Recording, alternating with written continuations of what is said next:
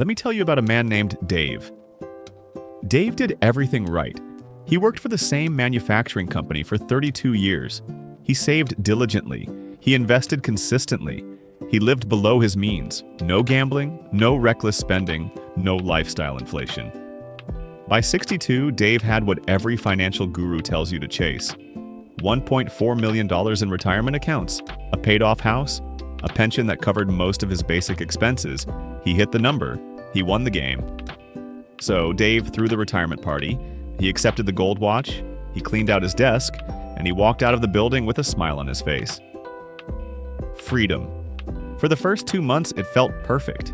He slept in, played golf, fixed things around the house, binge-watched shows he never had time for. For the first time in decades, nobody told him where to be or what to do. By month 4, the house projects were done. By month 6, golf started feeling repetitive. By month 8, he was watching TV 6 hours a day. He couldn't remember the last meaningful conversation he'd had with anyone except his wife. By month 12, Dave was on antidepressants. By month 18, he was diagnosed with early-stage dementia. He was 64 years old.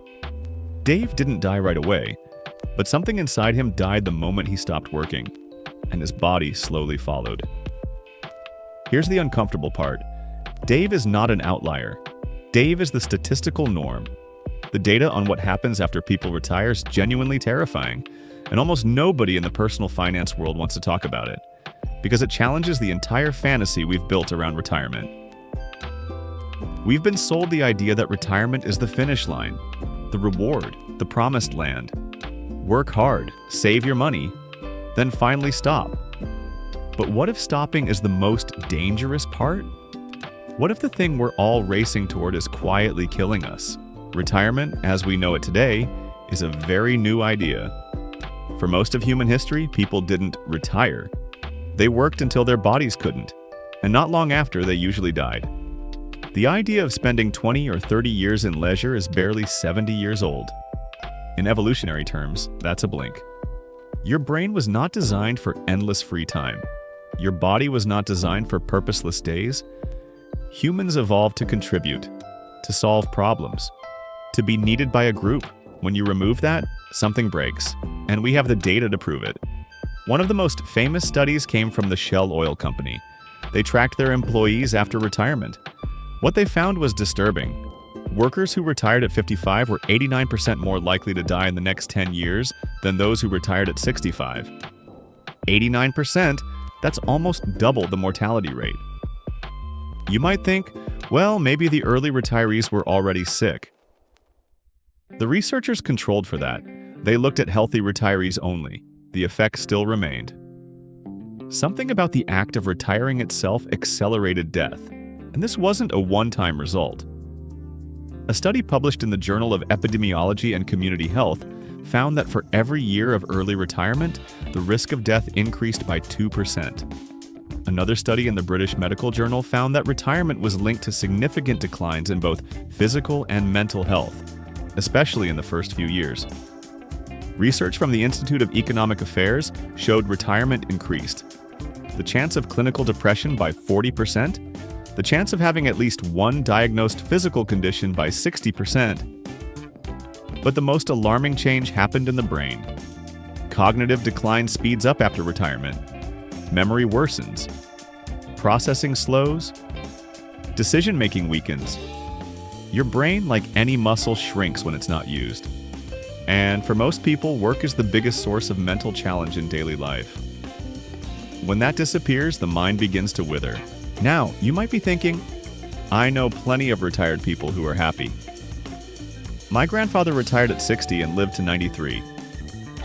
And you're right, some people thrive in retirement. But here's what most people don't realize. The people who thrive didn't actually retire in the traditional sense. They stopped working at a job. But they didn't stop working.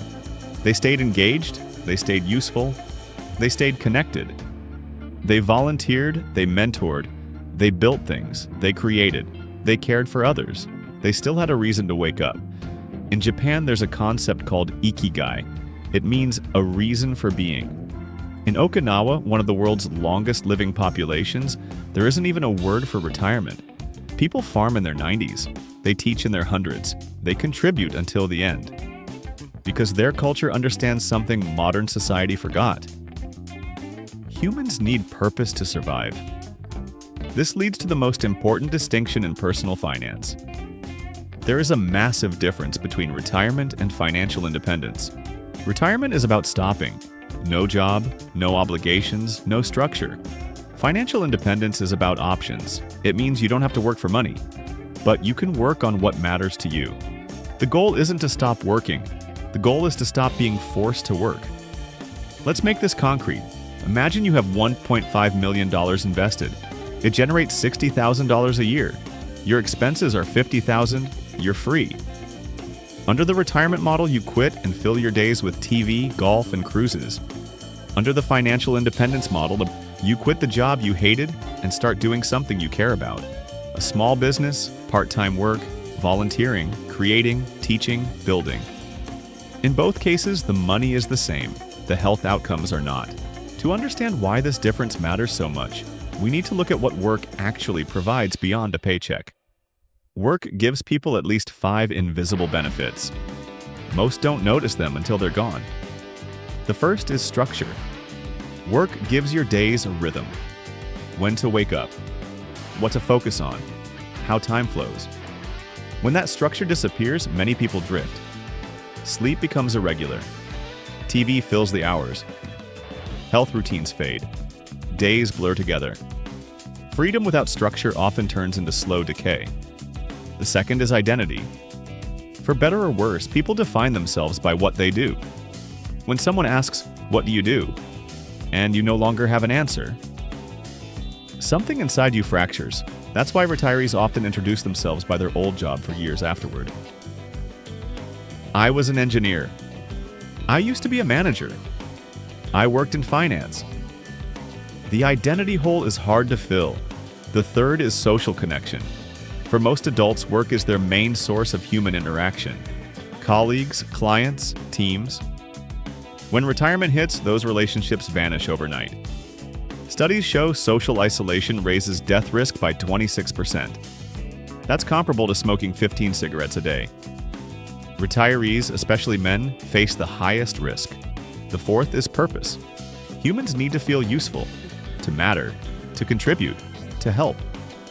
Work often provides that even when the job isn't loved. When that sense of contribution disappears, an existential vacuum forms. People with strong purpose live longer, healthier lives. And for many, that purpose was tied to their work. The fifth is challenge. Your brain needs difficulty to stay sharp. New problems, learning curves, mental effort. Work delivers constant cognitive stimulation. Remove it, and unless you replace it deliberately, the brain begins to shrink. That's why retirement is linked to faster cognitive decline. Not because of age, but because of sudden mental emptiness. Let's be clear about one thing. This is not an argument for working a job you hate until you die. This is not a defense of burnout culture. The goal is not endless labor. The goal is choice. There is a huge difference between working because you have to and working because you want to. People who continue working after they no longer need the money often experience the best of both worlds. They keep the psychological benefits of work without the financial pressure. They can walk away from bad situations. They can say no to projects they don't like. They can take risks. The power dynamic changes. Work becomes lighter when it's optional. So instead of planning for retirement, plan for financial independence plus purpose. These are two separate problems. The financial side is simple math. Figure out your annual expenses. Multiply by 25. That's your target. Save aggressively, invest consistently. Let compound interest work. But the purpose side? That's what most financial plans completely ignore. You need to start building a life outside your job long before you quit. You need structure that isn't tied to a paycheck. Identity that isn't a job title. Relationships that don't disappear at a retirement party. Challenges that keep your brain sharp. A reason to wake up that isn't money. This is not something you figure out later. People who struggle in retirement are almost always the ones who expected purpose to magically appear. It doesn't. You have to build it. So here are the practical steps. First, develop identity beyond your career. Become known for something else. A skill, a craft, a role in a community. Second, build social connections outside of work. If all your friendships come from your job, you are one resignation away from isolation. Third, create mental challenges that don't depend on employment. Languages, music, skills, games, learning. Fourth, and most important, figure out what your ikigai actually is. What would you do if money didn't matter? What problems do you care about? What would you build if you had unlimited time? If you can't answer these questions, you're walking toward a dangerous void. Here's the reframe that ties everything together. The goal is not to reach a point where you don't have to do anything. The goal is to reach a point where you only do what you want to do. Those two futures look similar from the outside, but inside they are completely different worlds. When retirement is framed as freedom from work, life becomes defined by absence. No obligations, no responsibilities, no demands. And that emptiness slowly turns into decline. But when financial independence is framed as freedom to work, life becomes defined by presence. Chosen purpose, meaningful contribution, intentional challenge, real connection. That orientation doesn't drain you, it keeps you alive. The people who live longest, healthiest lives are not the ones who stopped working. They are the ones who never stopped working on things that mattered. They always had something to wake up for, something to build, someone to help, something to learn.